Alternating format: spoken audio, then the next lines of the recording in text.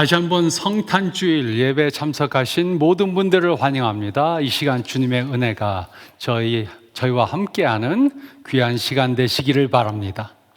우리는 지금 예상치 못한 성탄절이라는 설교 시리즈를 하고 있습니다.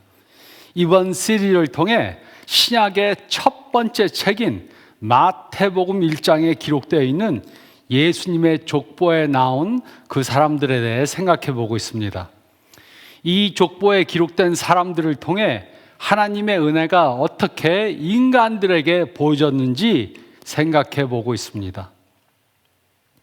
마태는 그의 복음서를 예수님의 탄생으로 시작하지 않고 예수님의 족보로 시작했습니다.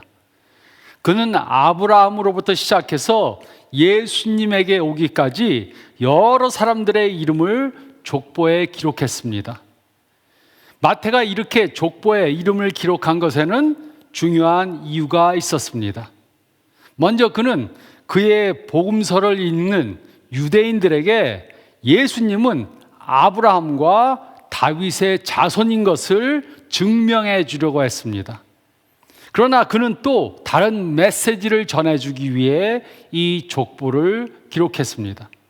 그래서 그는 기록하지 않아도 되는 그런 사람들에 대해서 기록하고 특히 죄인으로 생각되는 사람들의 이름들을 이 족보에 기록했습니다.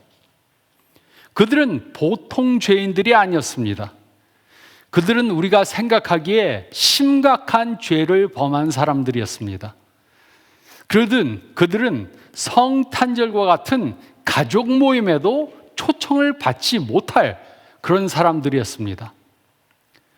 마태복음 1장 1절은 다음과 같이 기록했습니다. 아브라함과 다윗의 자손 예수 그리스도의 계보라. 예수님은 아브라함과 다윗의 자손이었습니다. 그것이 중요한 것은 구약은 메시아가 올 것을 약속했고 그는 아브라함과 자손으로 올 것을 예언했기 때문입니다. 계속해서 마태복음 1장 2절로 3절 상반절, 마태복음 1장 2절로 3절 상반절은 다음과 같이 기록했습니다.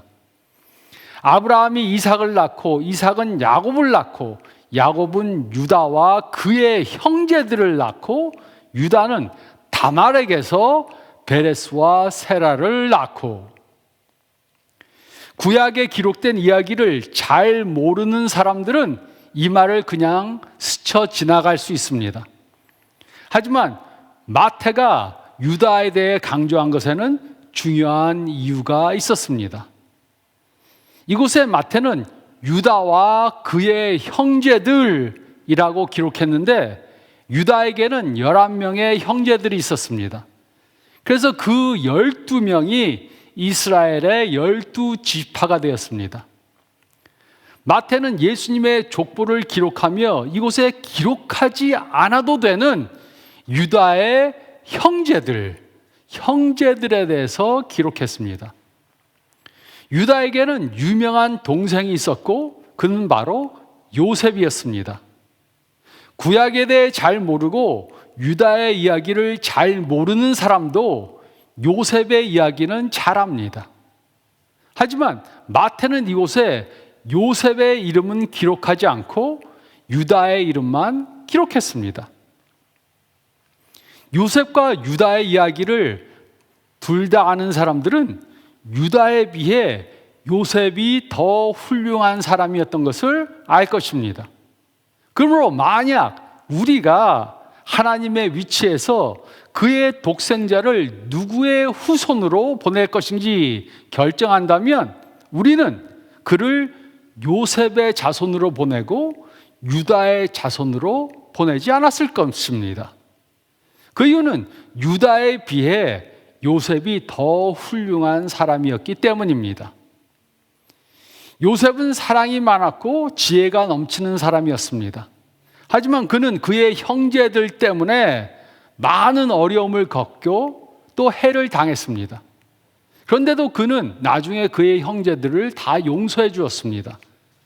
또 그는 흉년이 올 것을 준비해서 이스라엘과 애굽을 구원하는 그러한 사람이 되었습니다. 그러므로 그는 메시아로 오는 예수님의 모습을 보여주는 아주 좋은 예가 되었습니다. 하지만 하나님은 그의 메시아를 보내실 때 야곱의 12아들 중 요셉을 택하시지 않고 유다를 선택하셨습니다. 그 이유가 무엇이었습니까? 이것이 바로 복음의 초점입니다. 복음의 요점입니다.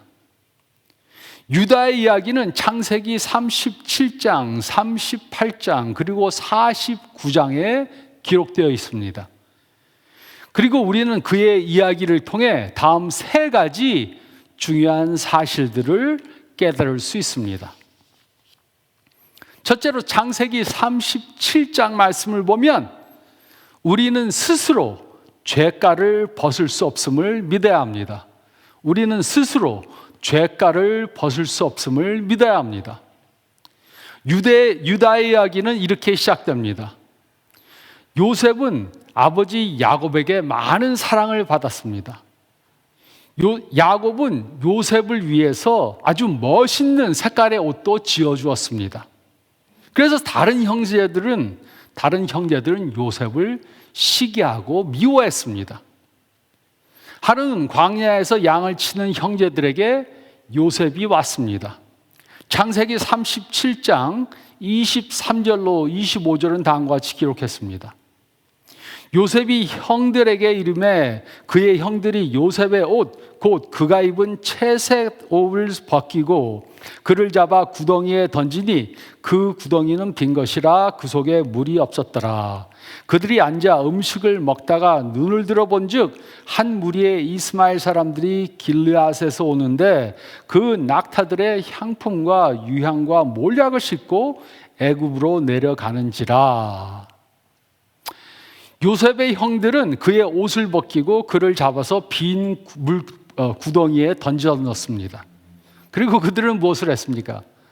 동생을 잡아서 옷을 벗기고 빈 구덩이에 집어넣고 나서 그들이 무엇을 했습니까? 그들은 점심을 먹었습니다. 그때 이스마엘 장사꾼들이 길르앗에서 오는 것을 보았습니다. 그들은 물건을 사가지고 애굽으로 가고 있었습니다.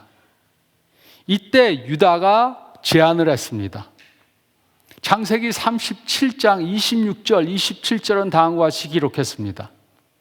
유다가 자기 형제에게 이르되 우리가 우리 동생을 죽이고 그의 피를 덮어둔들 무엇이 유익할까? 자, 그를 이스마엘 사람들에게 팔고 그에게 우리 손을 대지 말자. 그는 우리의 동생이요 우리의 혈육이니라 하매 그의 형들이 청종하였더라. 유다는 가장 마지가 아니었습니다. 가장 큰 형이 아니었지만 그는 리더였습니다. 그리고 그는 아주 자비로운 척했습니다. 그래도 우리 동생인데 죽이지 말고 노예로 팔아서 돈이나 챙기자 이렇게 건의했습니다. 그래서 그들은 요셉을 노예로 팔았습니다. 유다는 다시 이제 요셉을 보지 못할 것이라고 생각했을 것입니다. 그는 그의 형제와 돈을 나누어서 가졌습니다. 그리고 요셉의 옷에다 동물의 피를 묻혔습니다. 그리고 그들은 생각하지 못할 그런 악한 행동을 했습니다. 그들은 아버지와 어머니의 마음에 고칠 수 없는 상처를 주었습니다. 그들은 그 옷을 보이면서 말했습니다. 아버지, 짐승이 요셉을 죽인 것 같습니다. 우리는 그의 시체를 찾을 수 없었습니다. 그들은 부모의 마음을 아프게 했고 그 비밀을 무덤까지 갖고 가기로 작정했습니다. 그들이 요셉을 판 돈은 다 없어졌습니다. 하지만 죄책감은 계속해서 남아 있었습니다. 그 후 20년 동안 식사할 때마다 요셉의 자리는 비어 있었습니다. 매년 요셉의 생일이 되면 아버지와 어머니는 슬퍼 울었습니다. 그럼에도 유다는 자신의 행동을 솔직하게 고백하지 않았습니다. 유다는 그 모든 것이 자신이 저지른 죄라는 것을 잊지 못했을 것입니다. 이것은 우리 모두에게도 적용이 됩니다. 우리 모두는 살면서 많은 죄를 범했습니다. 물론 동생을 팔지는 않았지만 다른 죄들을 많이 범했습니다. 하나님을 향해 또 다른 사람들을 향해 많은 죄들을 범했습니다. 그리고 우리 스스로는 그 죄가를 없이 할 수 없습니다. 그래서 예수님이 이 세상에 오신 것입니다. 하나님이 인간의 몸을 입으시고 이 세상에 오셨습니다. 그리고 우리 죄를 사해 주시기 위해 십자가에 달려서 우리 대신 죽으셨습니다. 우리는 예수님의 은혜로 죄의 용서함을 받았습니다.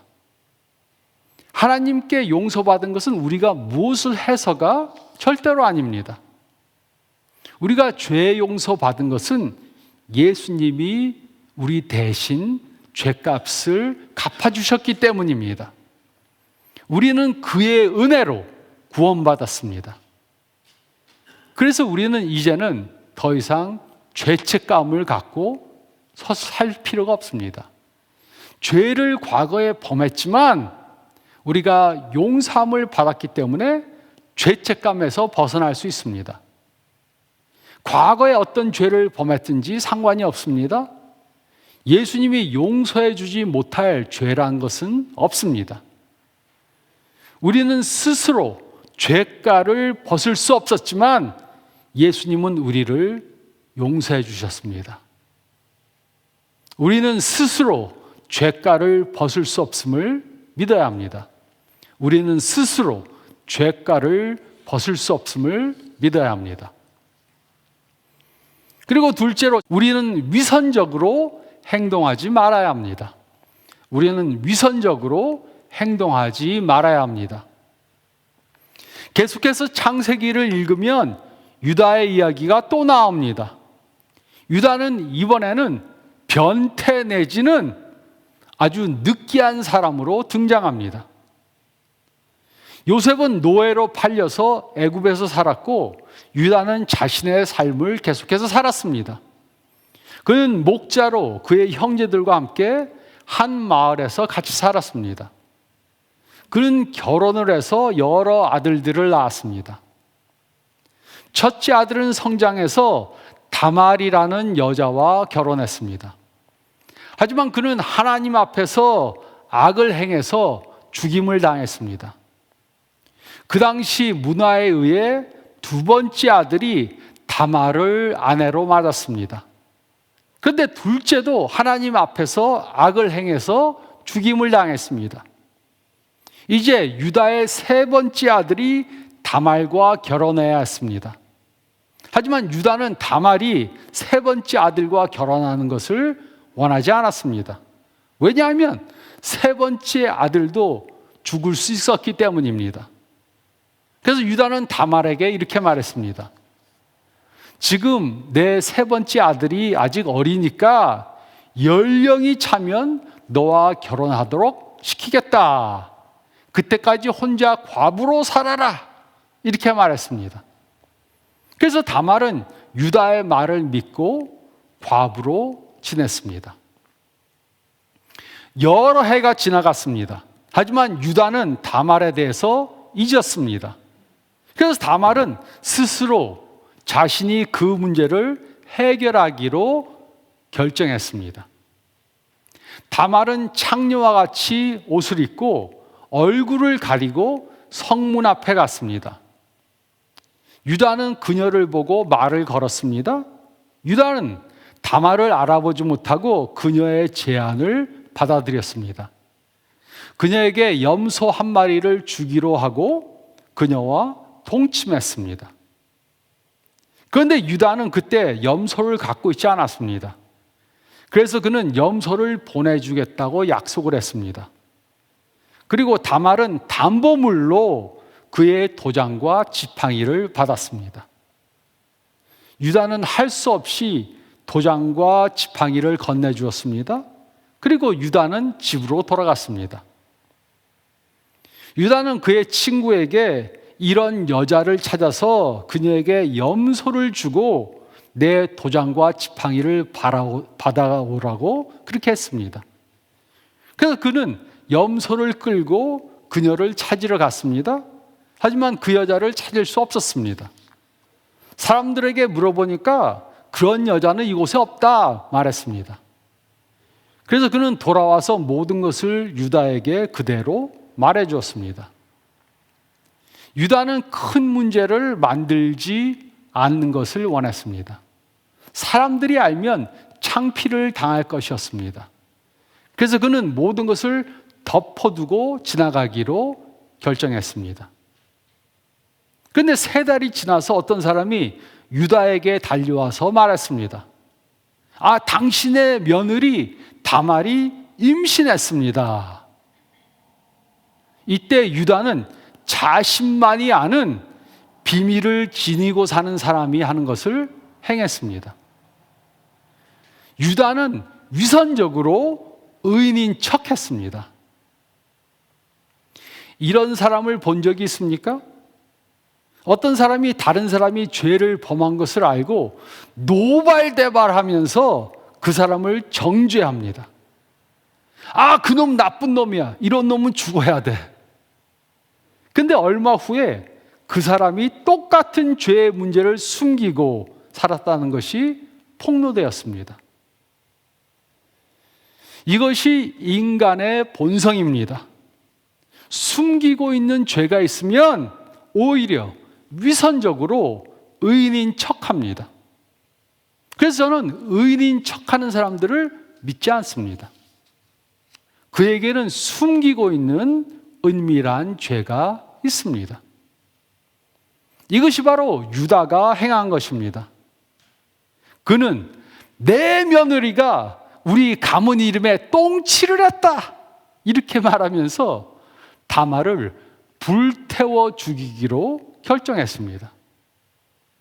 그런데 유다는 어떤 사람이었습니까? 유다는 자신의 동생을 노예로 판 사람이었습니다. 그는 거짓말을 해서 부모님의 마음을 산산조각 냈던 사람입니다. 그는 큰 죄를 마음속에 숨기며 사는 사람이었습니다. 그는 며느리에게 거짓말을 한 사람이었습니다. 그런데 그는 다말이 임신했다는 소리를 듣고 그녀를 불태워 죽이기로 결정했습니다.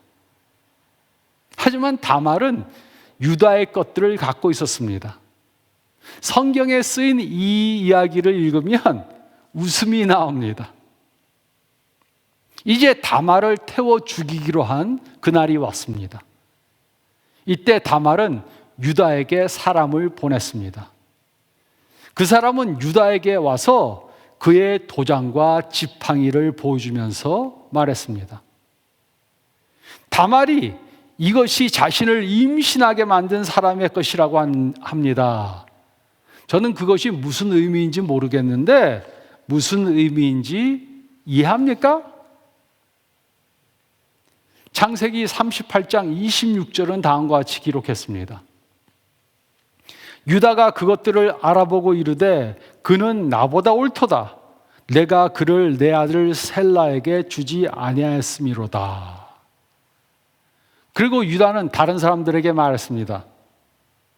오늘 다말을 불태워서 죽이기로 한 것은 취소합니다. 모두들 집으로 돌아가세요.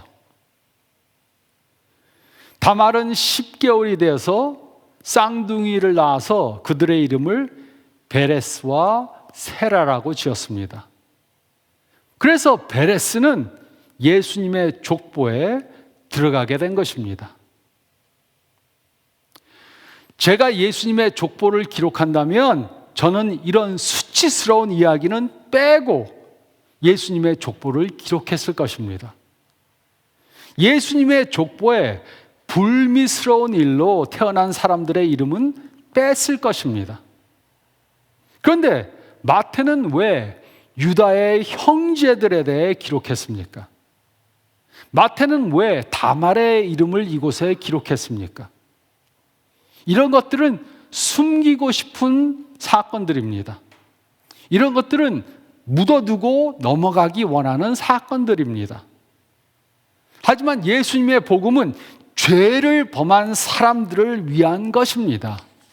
그래서 마태는 이런 사건들을 강조해서 예수님의 족보를 기록했습니다.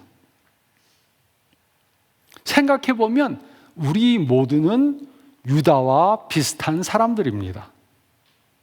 유다는 하나님의 은혜를 받을 자격이 없는 사람이었지만 하나님의 은혜를 받았습니다. 유다는 죄를 고백하지 않았지만 용서를 받았습니다. 하나님은 유다가 받아 마땅한 것을 그대로 주시지 않으셨습니다. 하나님은 요셉을 택하시지 않고 유다를 택하셨습니다. 하나님은 요셉을 통해 메시아를 보내지 않고 유다를 통해 메시아를 보냈습니다. 놀라운 사실이 아닙니까? 하지만 이것이 성탄절의 초점입니다. 이것이 바로 예수님께서 이 땅에 오신 이유입니다.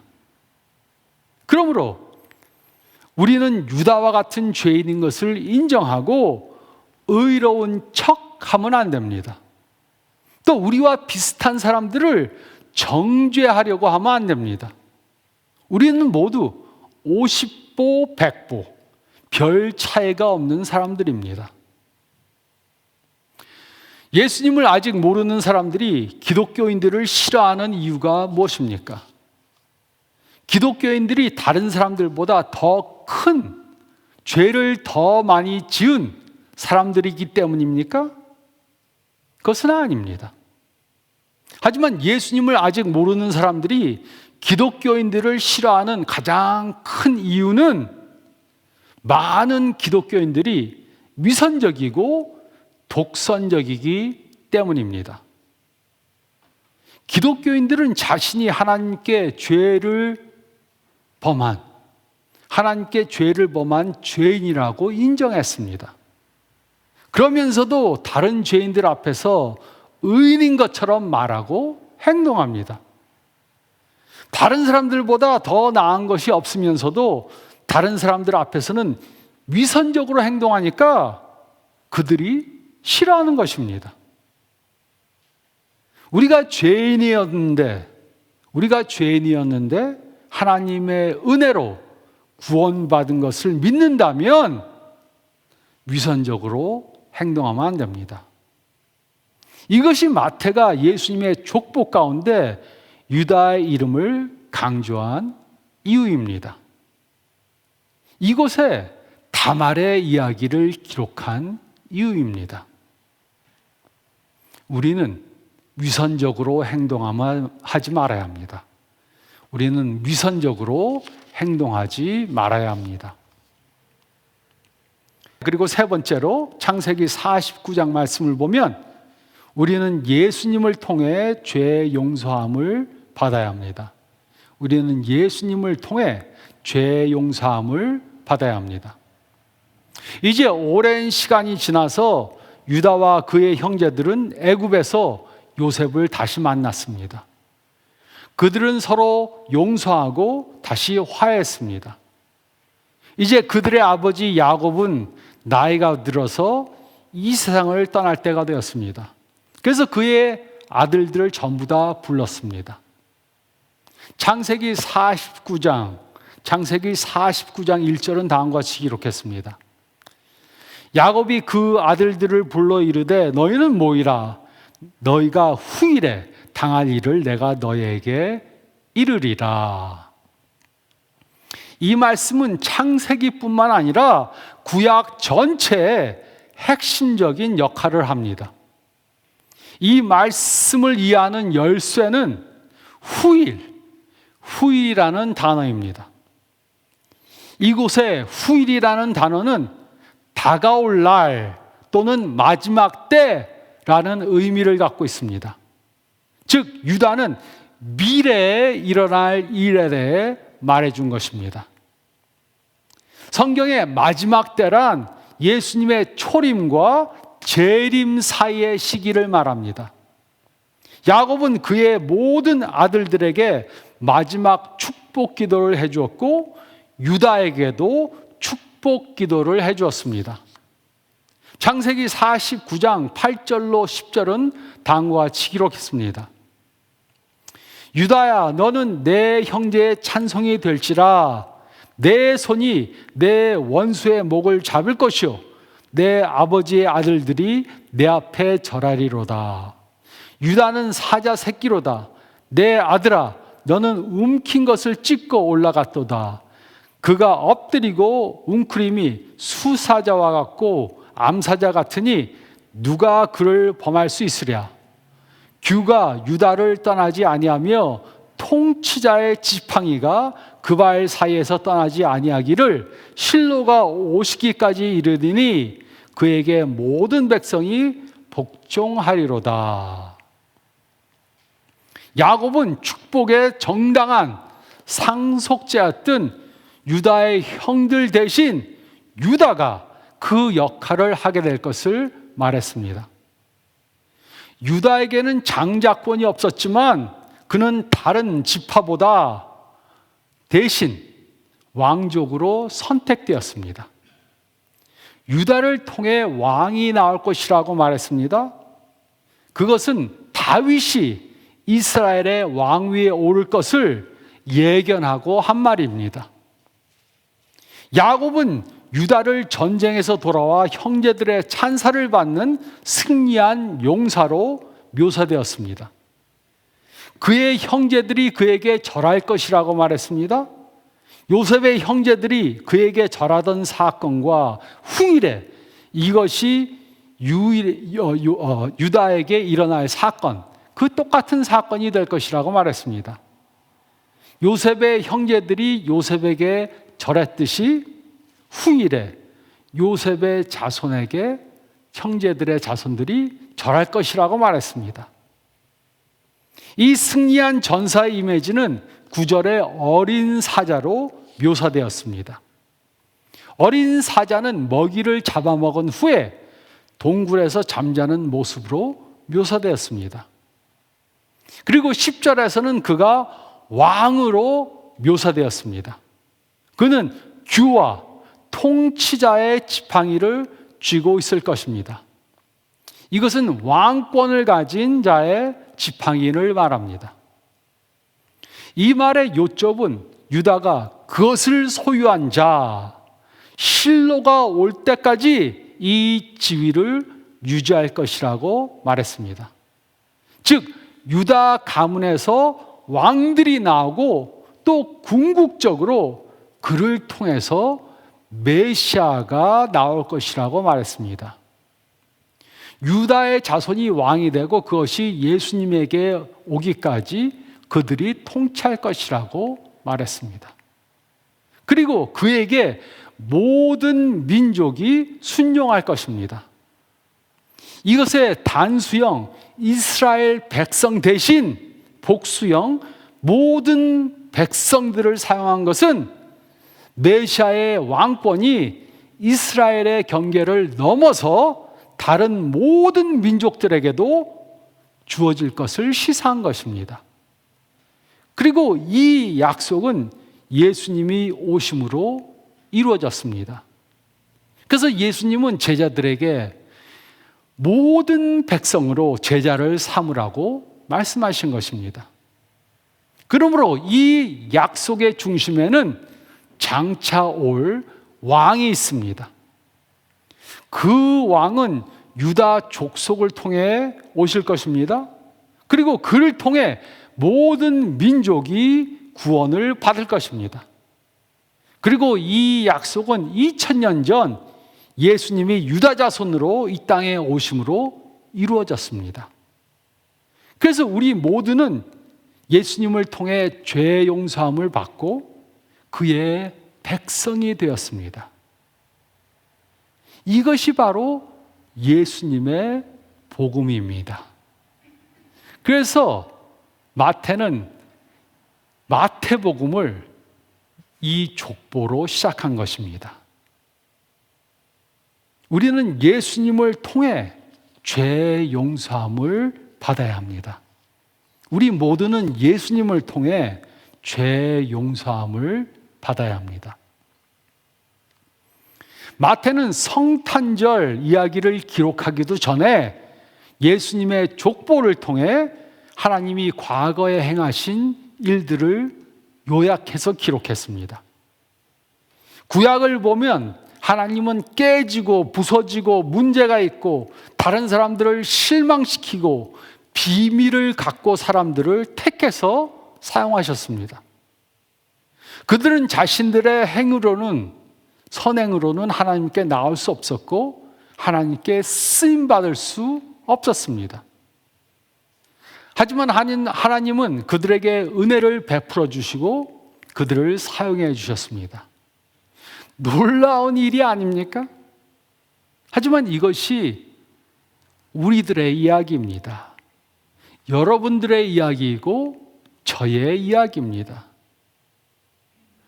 제가 이 말씀을 읽고 복음서를 읽으면서 마음의 위로가 되는 것은 저는 하나님께 선택받을 수 없고 하나님께 쓰임받을 수 없는 사람이지만 그의 은혜로 나는 마태와 같은 사람이고 유다와 같은 사람이고 다말과 같은 사람인데 하나님이 선택해 주시고 사용해 주시는 것이 너무나도 감사합니다. 그리고 이것이 바로 성탄절의 메시지입니다. 우리들이 바로 예수님이 이 세상에 오신 이유입니다.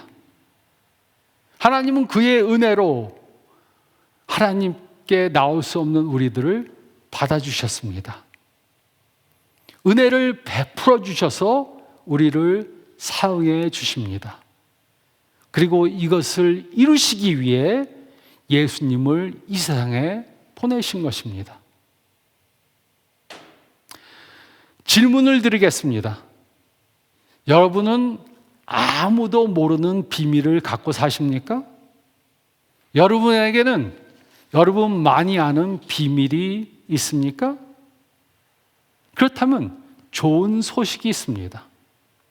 그것은 바로 성탄절 메시지입니다. 하나님은 과거가 있는 사람들에게 말씀해 주십니다.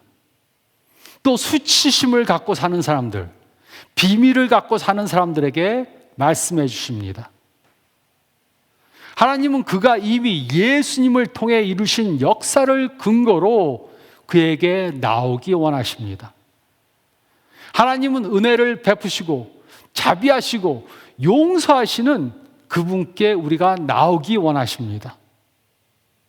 그러면 하나님은 언젠가 우리가 우리 자신을 용서할 수 있도록 해주실 것입니다. 또 그는 언젠가 우리가 다른 사람들과 화해하도록 만들어 주실 것입니다.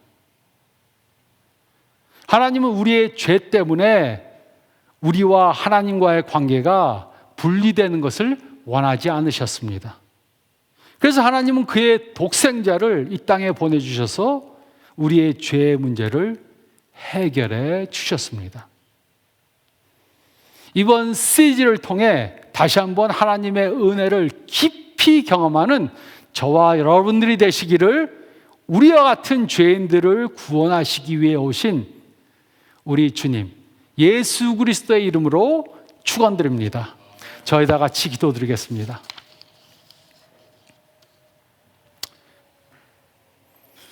다시 한번 머리를 숙이시고 오늘 말씀 묵상해 보시기 바랍니다.